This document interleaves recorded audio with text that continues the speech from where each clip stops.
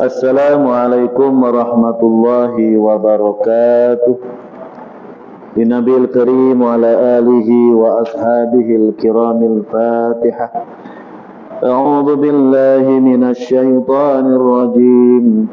Bismillahirrahmanirrahim. Alhamdulillahi rabbil alamin. Ar-Rahmanir Rahim. Maliki yaumiddin. Iyyaka na'budu wa iyyaka nasta'in. Ihdinas siratal mustaqim.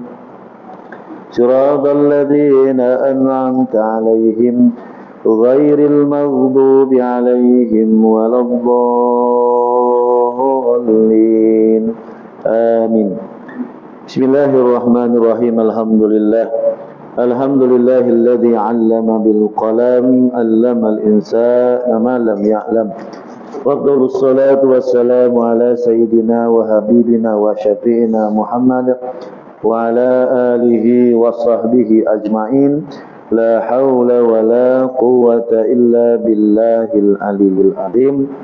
Amma ba'du, yang saya hormati lagi semuliakan tuan-tuan imam, tuan-tuan Bilal, tuan-tuan Haji, tuan-tuan Hajah, tuan-tuan guru, anak-anak hadirin hadirat yang dirahmati Allah sekalian. Alhamdulillah, syukur kita kehadirat Allah Subhanahu wa taala, dengan izinnya, dengan sifat Rahman dan Rahimnya, dapat sama-sama kita hadir dalam majlis ilmu. Mudah-mudahan kuliah kita pada malam ini mendapat barokah, hidayah, inayah daripada Allah Subhanahu wa taala, dan mudah-mudahan ianya menjadi bekalan kita di akhirat insyaallah taala. Alhamdulillah. Jadi kita masih lagi membicarakan tentang adab-adab berpakaian, ya. Jadi ini mungkin dia punya syarahnya panjang, namun sebagai peringatan untuk kita dunia di akhir zaman ini, apakah pakaian kita ini melepasi syariat, ya? Kita faham, anak-anak kita, itu kita, keluarga kita, apakah pakaian itu menepati syariat Islam, ya? Jadi pakaian dalam bahasa Arab disebut libas ataupun libasun, iaitu bentuk jamaknya albisah, ya? Namun juga disebut kiswah ataupun penutup. Di Makkah, kain kiswah itu adalah disebut juga pakaian sebagai penutup Ka'bah, ya? Di mana kain selubung yang menutupi Ka'bah itulah disebut namanya kiswah.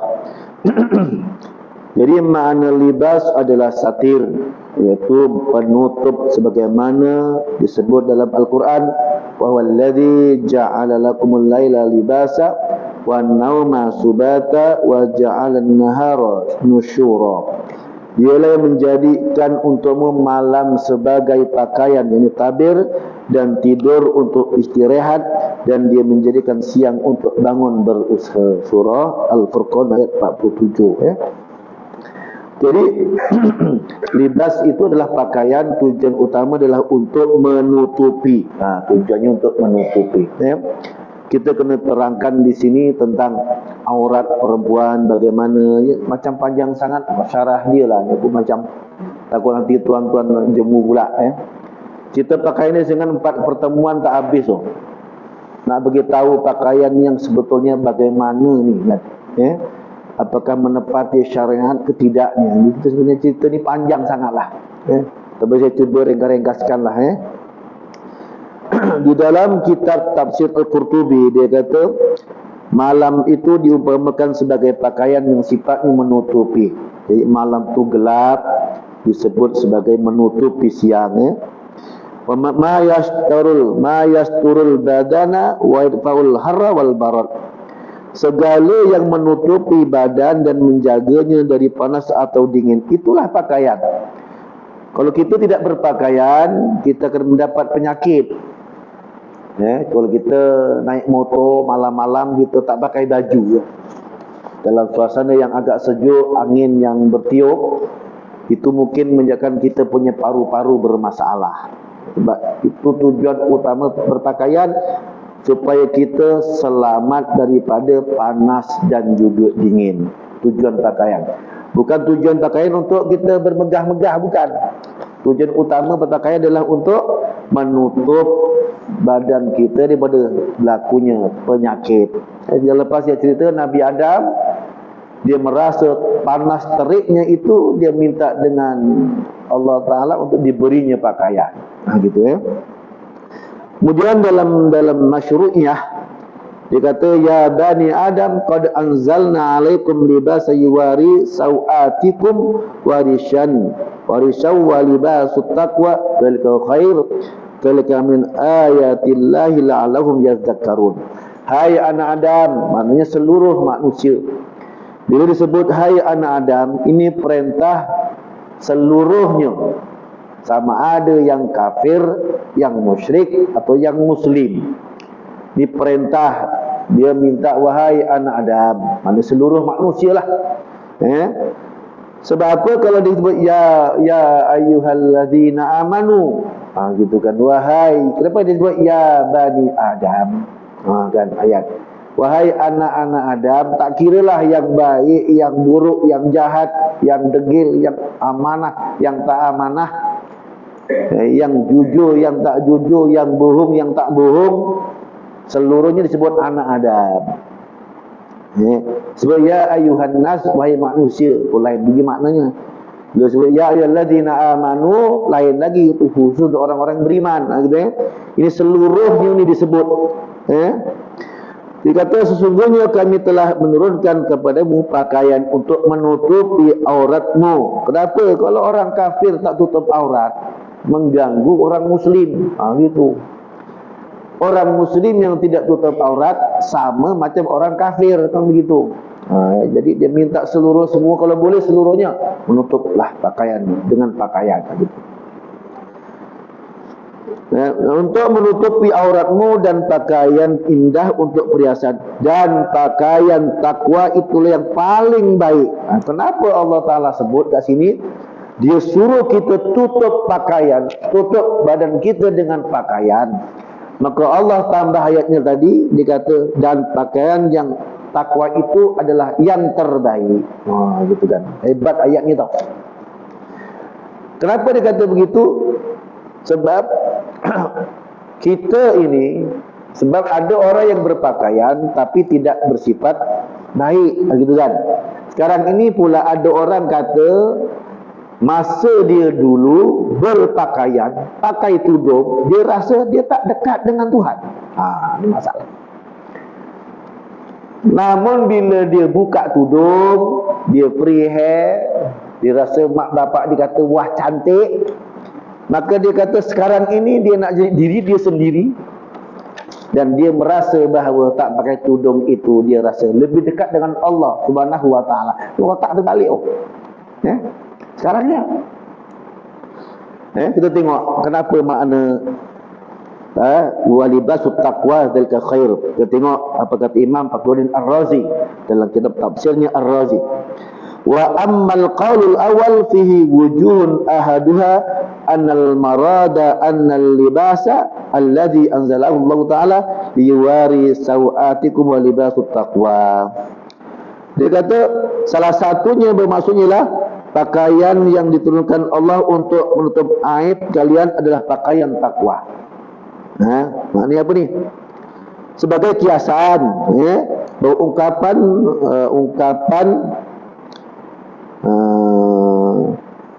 dibawa sebagai kiasan, maka dikatakan pakaian takwa adalah iman atau amal soleh.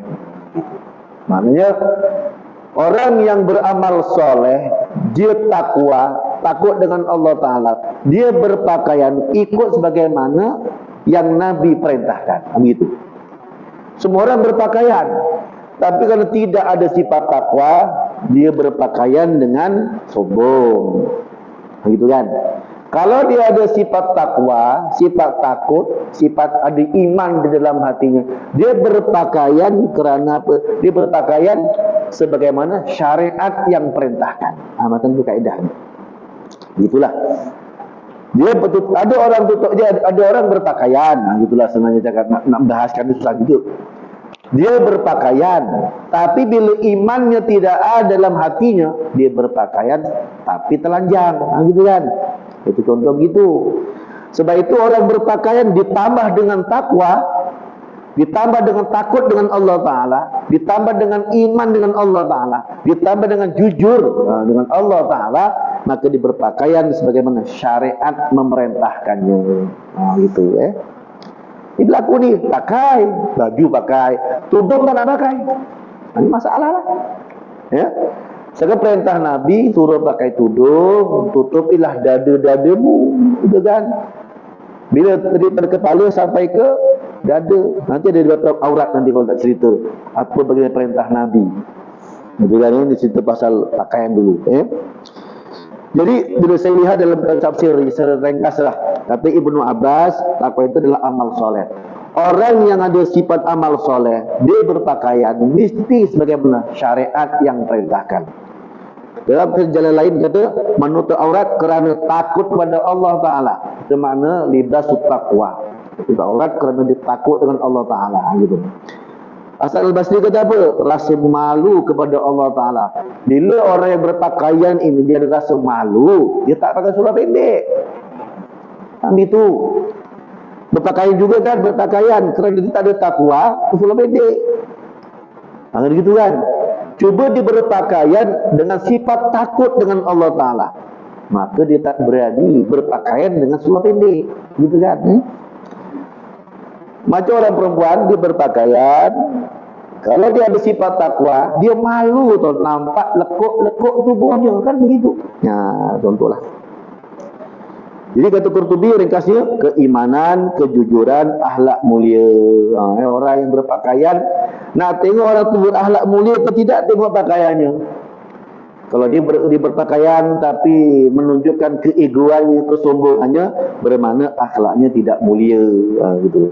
Kalau dia akhlaknya mulia, tentu dia berpakaian ikut syariat Allah Subhanahu Wa Taala. Itu maknanya begitulah dimaksudkan dengan takwa itu, berpakaian secara takwa. Itu tujuan Allah Ta'ala beri kita pakaian kerana supaya menutup daripada panas dan juga sejuk. Tujuannya supaya kita nampak perhiasannya, nampak kekemasannya, gitu kan berpakaian dengan nampak kemuliaannya. Kan boleh bezakan orang Islam pakaian begini, orang kafir pakaian begini, gitu Kemudian apakah tujuan berpakaian? Fungsinya utama adalah untuk membezakan antara manusia dengan binatang. Tujuan berpakaian nak membezakan manusia dengan binatang adalah dengan pakaian. Binatang semuanya tidak berpakaian, gitu kan? Maknanya kalau kita tidak berpakaian seperti binatang, gitu kan? Sekarang ini kita tengok banyak orang yang berzina kemana-mana, perbuatan zina itu. Dia berzina kan macam binatang, kan begitu kan? Maknanya kita ini nak bezakan dengan binatang, itulah dia sifatnya. Berpakaian. Tengok kucing pakai baju, dia selalu tak pakai. Pakai bulu dia kan, menutup pakaiannya, kemas, cantik, comel dia. Masa aku beli kucing dan cantik kucing aku, jangan hilang sudah. Tapi dia tak pakai spender. Pakai spender. Begitu. Kalau binatang tu, tengok orang pakai pakaian ni pelik telanjang sana, telanjang sini. Jadi nak membezakan binatang dan juga manusia. Kemudian, ya bani Adam, qad anzalna alaikum libasa yuwari sawatikum warishan. Hai anak Adam, sesungguhnya kami telah menurunkan kepadamu pakaian untuk menutup auratmu dan pakaian indah untuk perhiasan. Maknanya urusan pakaian bukan urusan sederhana, bukan pakaian ini urusan mudah, tapi pakaian adalah urusan takwa kepada Allah Subhanahu Wa Taala. Kemudian pakaian adalah keperluan utama manusia selain makan dan minum. Sebab tu orang ni kalau dia nak tahu nafkahnya Islami itu sempurna tak sempurna, pastikan tertunai dengan 3 keadaan.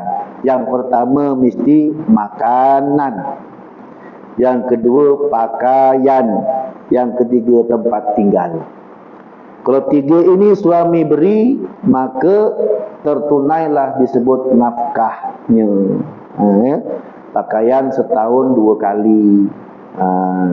Makanannya hari-hari ikut kemampuan suami. Tempat tinggal pun kena beri. 3 ini bila ditunaikan, maka terlaksanalah nafkahnya gitu. Kemudian kita nak bezakan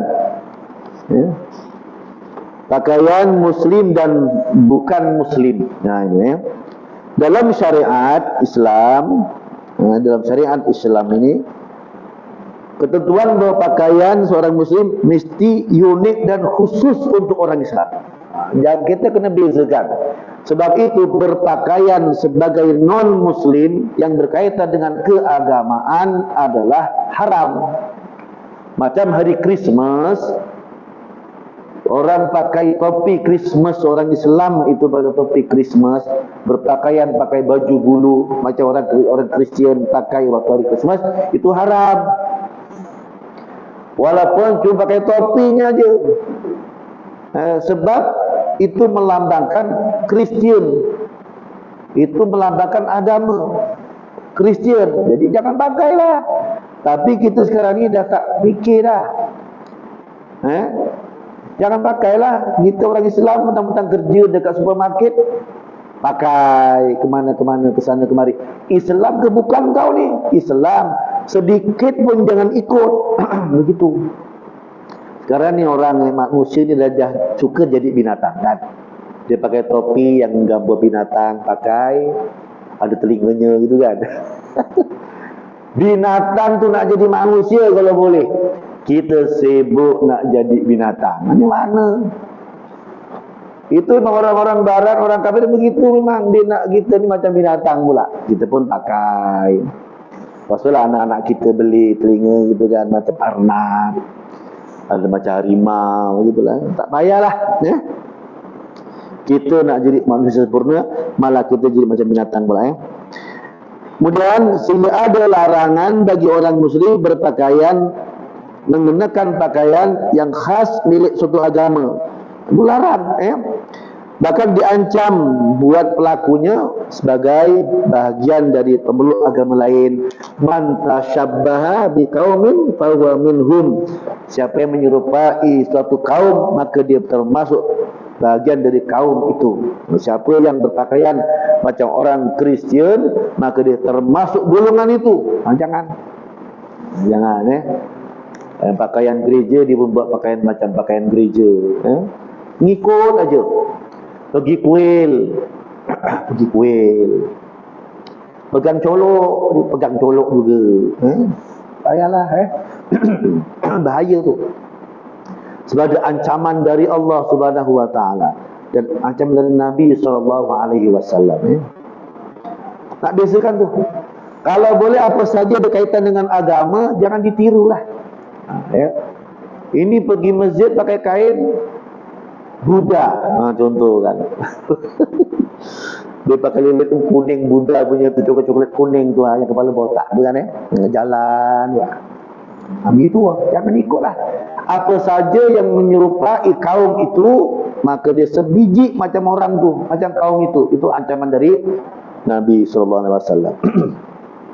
Suatu kita tidak boleh memilih orang kafir sebagai pemimpin gitu kan. Maksudnya jangan ikutlah apa saja yang orang kafir buat, jangan ikut pakaiannya, caranya, semua tak boleh. Jika ada ancaman siapa memilih pemimpin yang kafir, maka tidak masuk syurga. Maka diingat tu, pilihlah yang Islam. Pilih yang pemimpin utamanya mestilah Islam. Tu maknanya pakaian tolong dijaga anak-anak kita yang pakai telinga-telinga arnab tu, pakai telinga-telinga apa lagi. Tak payahlah kalau Anak-anak kita ni ya tu nak beli tu yang dipijit gerak-gerak telinga tu. Ini mak dia pula pakai. Bila mak dia. Ini mak dia karnap. Gitu Kemudian pakaian lelaki dan perempuan pun bezakan dalam perspektif syariat Islam.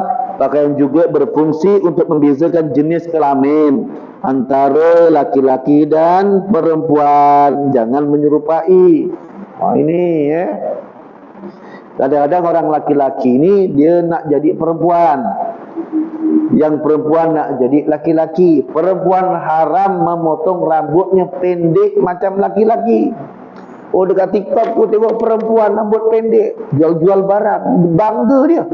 Pada setiap perbuatan itu, setiap minitnya laknat dari Allah Ta'ala. Tak boleh ya. La'ana Rasulullah sallallahu alaihi wasallam al-mutasyabbihina minar rijal bin nisa'i wal mutasyabbihati minan nisa'i bir rijal. Kata Nabi sallallahu alaihi wasallam melaknat para laki-laki yang menyerupai perempuan dan perempuan menyerupai laki-laki. Janganlah. Kecuali rambut pendek itu rambut pendek. Sayang kat laki-laki pula pakai baju ketat, pakai macam-macam ni. Ni berlaku ni macam-macam lah, tengok dekat kelang-kelang. Kadang-kadang perempuan ni dia nak buat macam dia tu laki-laki. Pakai tali pinggang, pakai selojin, baju masukkan dalam, rambut pendek, isap rokok. Perempuan. Ini. Setiap perbuatan itu Allah laknat. Rambut pendek, berpakaian macam laki-laki pun dilaknat. Dilaknat setiap jam itu, setiap saat Allah melaknat dia. Sekarang ini kan saya kata orang perempuan sekarang bila pakai baju kurung dianggap ketinggalan zaman. Tahu hari ini. Zaman ini, akhir zaman begitulah. Memang kita memang dah ikutlah. Dulu orang-orang barat, sebelum zaman kegelapan, dulu zaman kegelapan dan mereka ada zaman modern, zaman kegelapan kan. Orang-orang barat pakaiannya menutup aurat. Pakai tudung, jadi lepas cerita pasal orang zaman cerita koboi kan, tutup aurat. Tak lama lepas itu orang perempuan barat minta nak jadi macam laki-laki, pakai seluar. Maka perempuan pun pakai seluar. Orang Islam ikut juga, gitu kan begitu. Sebab lebih mudah nak bekerja, maka carilah seluar yang muslimah. Baju muslimah kan ada, seluar yang labuh yang tak nampak bentuk tubuh. Boleh pakai tak? Boleh. Tapi ni dah jadi macam laki-laki sekarang ni, itu masalah lah. Jadi dah kena bezakan lelaki dan perempuan. Ini laki-laki zaman ini pun pakai gincu, pakai bedak, pakai shadow. Lelaki. Jangan nanti terbalik artinya. Balik artinya nanti. Banyak orang macam tu. Tapi walaupun taklah seramai itu yang buat, tapi ada. Allah melaknat orang begitu. Ada orang tanya saya, Ustaz, ada orang jual tudung lelaki, boleh tak dia pakai tudung? Dekat TikTok tu ada laki-laki jual tudung kan, dia pakai tudung. Ini begini-begini pakainya, itu kan. Dia punya apa? Soyoknya ni nak tertarik sikit, gini patah gini-gini. Pakai soyok. Soyok. Boleh tak? Selagi itu apa? Kalau boleh janganlah. Janganlah. Walaupun dia menunjukkan suruh berpakaian macam perempuan, haram hukumnya, tetap haram walaupun menunjukkan saja. Janganlah, cari orang lain lah. Carilah barang lain yang boleh dipakaikan. Tak payahlah lelaki ni. Itu pakaian yang menyerupai orang laki-laki perempuan ni jangan. Malah sebagian ulama mengatakan pakai baju pink bagi laki-laki, kalau itu khusus untuk perempuan maka tak boleh. Tapi pink lawa juga kan.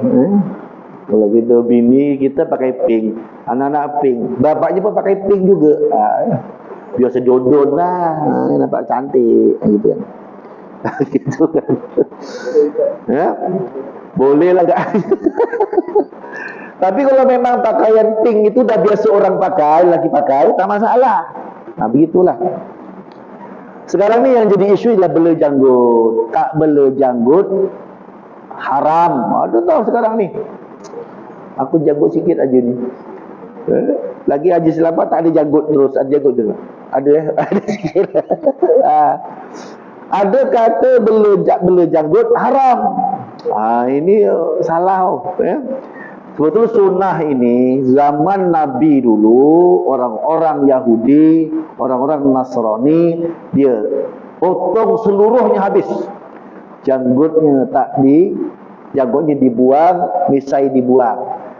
Maka datanglah hadis Nabi untuk mengelakkan menyerupai kaum-kaum orang musyrikin, kaum-kaum kafir ini dan juga orang Yahudi waktu itu. Maka Nabi kata, belalah janggut. Gitu bela janggut. Bela janggut. Bila bela janggut jadi sunnah. Namun hari ini orang Buddha bela janggut. Kami Buddha bela janggut. Yahudi Ortodok tu bela janggut. Dan banyak orang-orang barat sekarang bela janggut. Banyak. Orang Buddha, orang Hindu, orang Hindu tak nampaklah Buddha kan. Habis sebab itu bila datang satu begini, keadaan begini, maka bela janggut itu menjadi sunnah. Tak haram pun kalau tak bela janggut. Habis kalau kita bela janggut sampai brewok ni, penuh tu kan, macam lebah bergantungan. Gitu kan. Boleh tak? Maknanya kalau lalat masuk tu nak selak, nak cari tak jumpa. Kan banyak kan itu kan. Itu boleh tak? Itu pulanglah. Banyak percakapan, banyak khilaf lah. Dia kata janggut mesti tidak lebih segenggam macam lah.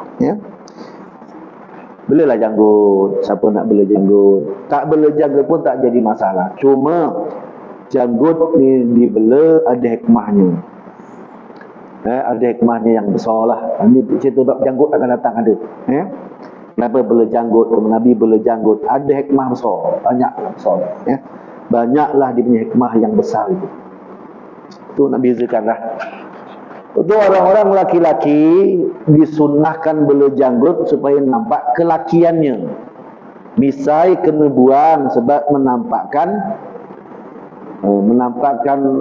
tak bagus lah. Misai ni buang. Ada orang bela misai sampai bibirnya pun tak nampak. Ada oh. Dia bila minum susu putih oh. Dia nak minum tu kena selak gitu, selak baru minum. Ada. Tu macam mana tu? Kan ada orang ceramah tu. Nabi kalau minum air kan kongsi dengan istrinya. Betul. Bayangkan kalau air teh ais itu, teh lah. Dia minum, misainya berenang kat situ. Dia bagi bininya minum, mutah bininya tahu. Bininya mutah tengok misai berenang dekat air tu. Bininya mutah, suaminya kata, "Meteng ke?" "Meteng atau engkau," kata dia. Misai kau yang melintang itu. Misai kau yang melintang itu, bukan aku meteng. Misai kau yang melintang itu lah. Macam mana lah dia? Potong lah janganlah sampai berenang kat situ sampai bibirnya pun tak nampak. Potonglah misai ini. Bagusnya memang dibuang lah misai ini Itu perintah Nabi. Buanglah misai, belalah janggut. Yang ada janggut lah. Yang tak ada, buat cara tak ada lah. Sekarang dah banyak dah minyak lebatkan janggut. Banyak. Aku kalau bela janggut jambang ni dah nampak berkilau-kilau putih gitu berkilau-kilau lah putih. Dah tua Boleh tak lebatkan janggut? Boleh, tak masalah. Yang perempuan jangan bela janggut. Kalau ada janggutnya buanglah. Aib nanti Jadi Allah melaknat orang laki-laki menyerupai perempuan. Janganlah Kalau anak kita tu yang macam laki-laki, tegurlah dia, jangan macam tu nak, dia macam laki-laki yang gitu Kemudian pakaian ulama dan orang awam. Para ulama diperintahkan untuk berpakaian khusus. Berpakaian khusus. Maknanya macam kita ambil sijil pengijazahan kan ada pakaian khusus, betul? Pakai jubah, pakai songkok, gitu.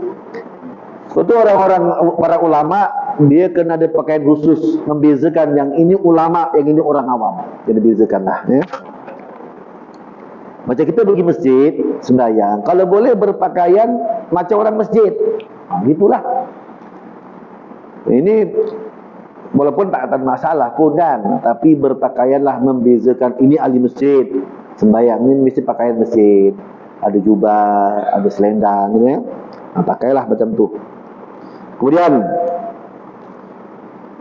salah satu bentuk penghargaan umat Islam kepada para ulama adalah membezakan pakaian yang mereka kenakan dengan pakaian orang-orang awam, ya. Kata mazhab Syafi'i dan Hambali menegaskan bahawa ulama disunahkan untuk mengenakan pakaian khas untuk membezakan mereka dengan orang-orang awam. Dia malah disunahkan pakai berbeza dengan orang awam. Tengok penceramah kan beza pakaiannya kan, pakai serban, pakai baju yang para ulama lah. Kita orang-orang awam macam saya, orang awam ni biasa-biasa je lah. Tengok tu Sahibus Samahah kan, pakai jubah. Tengok ulama macam imam besar, pakai jubah hitam yang cantik, yang menarik, macam itulah. Bila dia berbahas, nampak kewibawaannya. Songkoknya kadang tinggi, songkoknya, serbannya besar, gitulah. Itu nak membezakan orang awam dengan orang khusus. Tengok macam Syekh Nuruddin Al-Banjari kan, pakai berlapis-lapis pakainya kan. Itu memang diperintahkan begitu. Cuba dia pakai baju pagoda aja. Baju pagoda aja. Dia takkan ni apa ni ulama ni gini kan, Namun para kiai yang orang-orang belajar sufi ni, saya jumpa orang yang dia biasa je, tapi ilmunya tinggi, amalannya memang hebat, pakai baju pagoda aja. Ayolah, ya. Itu mana tu dia, cara dia lah kan, nak menunjukkan kezuhudannya. Gitu. Orang macam ni adalah ahli zikir yang banyak, bukan ahli fikir ataupun ahli ilmu, cuma dia ahli zikir. Kemudian fungsi pakaian adalah untuk melindungi supaya kita ini selamat daripada iklim panas dan iklim yang sejuk, ya. Kemudian kita masuk isyak cepat sekarang, ya. Kita pun cepatlah. Hukum berpakaian. Kita kena fahami. Sebetulnya banyak jenis berpakaian ada yang wajib, haram, makruh, harus dan juga sunnah, ya. Pertama, pakaian wajib yang tujuannya menutup aurat, itu wajib. Berpakaian mesti menutup aurat dan tidak menampakkan lekuk-lekuk tubuhnya bagi perempuan. Orang laki-laki dia berpakaian ketat pun makruh. Dia nak tunjukkan dia pergi gym kan, nak tunjukkan dia punya muzzle-nya tu, dia berpakaian ketat, dia nampak dia ni indah, hebat. Kalau macam aku tak boleh pakaian ketat, nampaklah huduhnya. Dapat comel lah, ya. Nampak huduhnya tu yang tak tahan, labu-labu lah pakai, ya. Tak boleh menampakkan tubuh tu, tak boleh, nanti dibayangkan. Sebetulnya orang yang suka tidak berpakaian, dia pasti akan diganggu oleh jin. Itu orang yang mandi telanjang diganggu jin. Itu sebetulnya orang yang lelaki perempuan yang dia tak tutup aurat diganggu jin. Jin akan ganggu bagaimana? Nanti rumah tangganya masalah.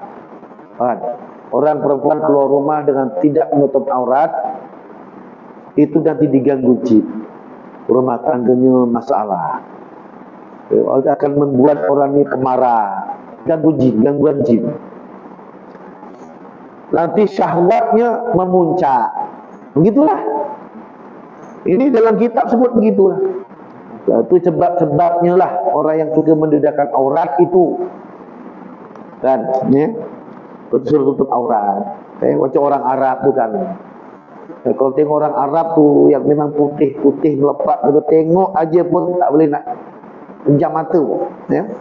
Saya pernah jumpa orang Arab yang dekat Angsana, dia tutup dulu mukanya. Tengok dia orang Arab ni. Tak pernah nampak orang Arab masa tu kan. Dia buka tu, aku tengok orang sebelah, bodohnya. Bodohnya. Masa tu saya bujang belum kahwin lah. Tengok orang Arab dibuka, ni je niqab dibuka. Orang Arab. Tengok orang tu jalan, bodohnya. Jahat mulut dia. Betul lah, ya. Jadi wajib berpakaian kerana apa? Nak menutup auratnya. Tujuannya adalah berpakaian menutup auratnya. Maknanya yang boleh dilihat hanyalah yang biasa dilihat, kata Nabi. Apa dia? Ini dan ini, kata Nabi. Nabi kata tutup aurat, dan yang hanya boleh dilihat, Nabi tunjuk muka dan di dua pergelangan tangan. Itu aja. Yang lain tak boleh dilihat. Cukuplah, ya. Walaupun ada setengah ulama kata boleh tak melihat bila kita nak meminang orang, takut ada kecacatannya, boleh tak tengok. Masalah tu, ya. Kemudian itu yang wajib, ya. Ihfaz aurataka illa min zawjatika aw ma malakat yaminuk. Dia kata apa? Tutuplah auratmu kecuali kepada isterimu dan budakmu. Mantullah aurat kecuali dengan isterinya, dengan suaminya. Suami boleh melihat seluruh tubuh isterinya, tak masalah. Tapi Nabi tidak pernah melihat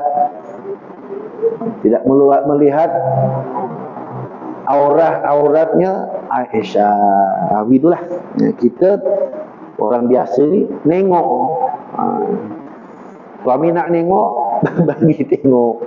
Kita aje lah, ya. Kemudian yang kedua, sunnah. Pakaian yang dihukumkan sunnah adalah pakaian untuk mengungkap rasa syukur dengan melakukan ta'addud bin nikmah. Sebagai apa? Nikmatmu dari Tuhanmu, maka bicarakanlah. Sunat pakai tutup aurat dan juga kerana mensyukuri nikmat. Macam tu, ya. Kemudian yang ketiga, makruh. Pakaian yang hukumnya makruh adalah yang berlebih-lebihan, mendekati kesombongan. Pakaian yang melebih-lebih ni maknanya mendekat sombong. Contohnya macam dia beli pakaian yang mahal-mahal, pakai gaun pengantin sampai sewanya RM3,000. Satu hari je nak pakai, dia pun kena pulang balik. Ribu-ribu ada. Kita sewa baju pengantin agak-agak je 200-300, pakailah 2-3 jam pulang balik. Ada orang berpakaian pengantin tu termahal sampai RM13,000, RM15,000, tak jadi pengantin dia pasal. Pakaian pin sana pin sini RM5,000, RM6,000. Itu mendekati kepada membazir, makruh lah. Cuba pakai pakaian itu, lelaki itu pakai baju Melayu warna putih, letaklah songkok, taruh bintang sikit. Yang isterinya pakai baju putih, pakai tudung, taruhlah duit RM10 kat tepi. Macam orang rewang pula kan. Okey dah, tak payahlah pakai baju pengantin tu, tak payahlah. Susah. Banyak orang di pengantin pukul 12 dia dandan, tak sembahyang. Banyak ni. Pastikan anak-anak tu sembahyang dulu yang jadi pengantin. Kalau boleh dia pakai bedak tu, eyeshadow yang tebal-tebal 2-3 inci tu, ambil wuduk dulu. Tapi dia kena tahan kentut selama 3 jam. Dan nak kentut tahan dulu, nak berak nanti tengah malam, nak kencing nanti, jangan minum banyak-banyak. 3 jam, 4 jam. Kalau nak kentut, tahan dulu, kepit aja. Gitu kan. Supaya tak kentut tau. Ada macam tu tak? Banyak tau orang yang jadi pengantin tak sembahyang ni. Demi untuk orang lihat dia raja sehari, dia sanggup meninggalkan raja yang maha raja ni, Allah SWT kan. Maka kenalah ajar ni orang ini untuk sembahyang. Turut sembahyang lah. Dia terkepal kepada pasang-pasang isteri tu, dah sembahyang belum? Tanya dulu. Mana nak sembahyangnya? Nanti orang nak tengok, kawan-kawan ambil gambar. Takkanlah di bedak-bedaknya tu nak dihapuskan, kan? Kalau dia pakai bedak tu untuk pergi sembahyang, dia pakai ambil wuduk, tak sah lah, berminyak, gitu kan? Dan juga berpakaian mahal ni, ataupun contoh macam dia beli baju yang ratusan ringgit, nak tunjuk orang dia beli baju mahal ni, macam itulah sekarang ni, berjenama. Tujuannya bukan dia mungkin mampu, tak masalah lah. Tapi jangan tunjuk orang, aku beli baju ni, kau pun tak mampu lah. Gitu kan. Aku punya baju ni, gitu kan. Sebelah kiri je kata dia, sebelah kiri 2,000, sebelah kanan 4,000, macam bunga je, gitu kan. Itu yang menunjukkan menuju kepada riak. Yang haram berpakaian tidak menutup aurat. Banyak ni lah berpakaian tutup aurat. Dan kita cepat sikit lah ya. Dan habis ni. Kemudian berpakaian menyerupai orang-orang yang bukan Islam. Itu haram. Orang kafir pakai miniskirt, kita pun nak pakai miniskirt. Orang kafir pakai kain belah, kita pun nak pakai kain belah. Melangkah nampak, satu langkah tak nampak. Orang nengok, melangkah satu langkah nampak, selangkah tak nampak. Nampak tak nampak, nampak tak nampak. Gitu kan. Kita pun nengok aja bila nak nampak. Gitu kan. Ini jahat perempuan ni tau. Jahat lah. Terbang ke angin, semua nampak. Ini masalah. Janganlah. Dulu orang perempuan pakai baju kurung, maka datang satu kurung apa tu yang sempit sikit, kamu tak faham lah dulu. Macam lah ni sekarang ni, pesen-pesen ni. Kemudian dilarang kita ini memakai pakaian yang menyerupai pesen-pesen, orang Jawa kata pesen lah. Pesen-pesen ni orang-orang barat, gitu kan. Macam lah. Kemudian menyerupai pakaian lawan jenis, menyerupai pakaian perempuan macam laki-laki, macam perempuan lah biasa. Kemudian berbahan najis. Ni ada najisnya pakai itu. Pakai kasut yang ada contohnya ada kulit babi. Ini masalah juga. Ada pula orang satu kelompok kata kulit babi itu boleh dipakai sebab kulit bukan daging. Itu macam-macam lah. Selagi namanya babi, janganlah. Sekarang ni makanan kucing pula takut mengandungi bahan-bahan yang ada babi. Itulah. Kemudian yang ke-5, yang haram ini sutra dan emas. Bagi orang laki-laki tak boleh pakai sutra. Sekarang dah banyak orang laki-laki pakai emas. Ini masalah. Apa dosanya? Orang yang pakai rantai emas setiap saat dia dilaknat. Bahayanya itulah, sentiasa Allah laknat aja. Kenapa laki-laki tak boleh pakai rantai emas? Pakai rantai biasa tu boleh tak?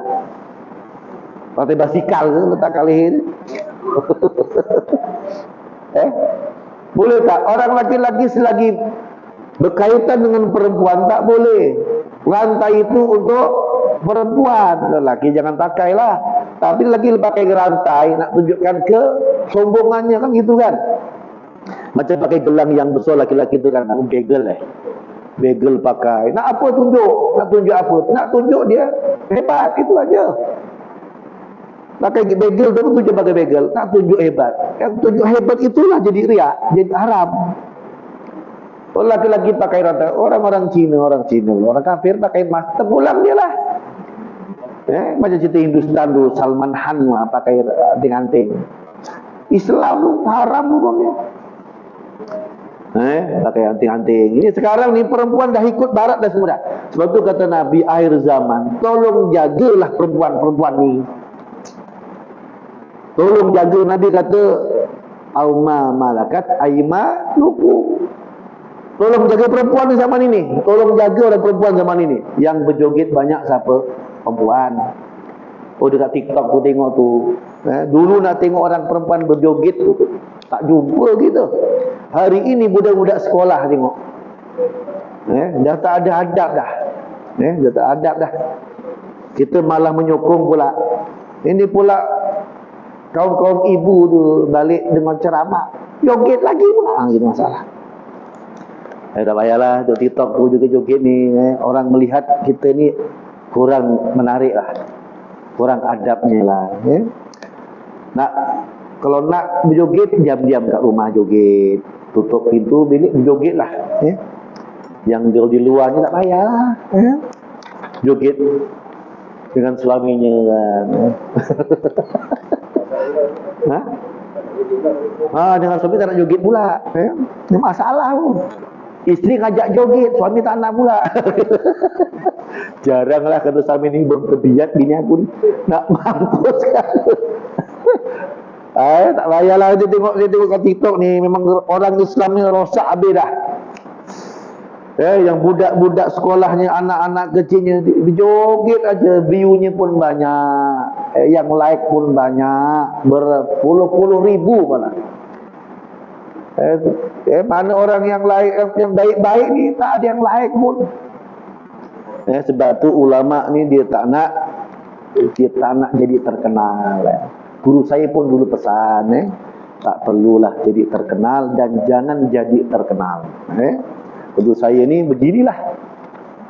Dan tak pernah kisah pun orang tak kenal kita kan. Sebab guru saya dulu pesan, tak perlulah nak jadi terkenal. Sekarang ni orang berlumba-lumba nak jadi terkenal.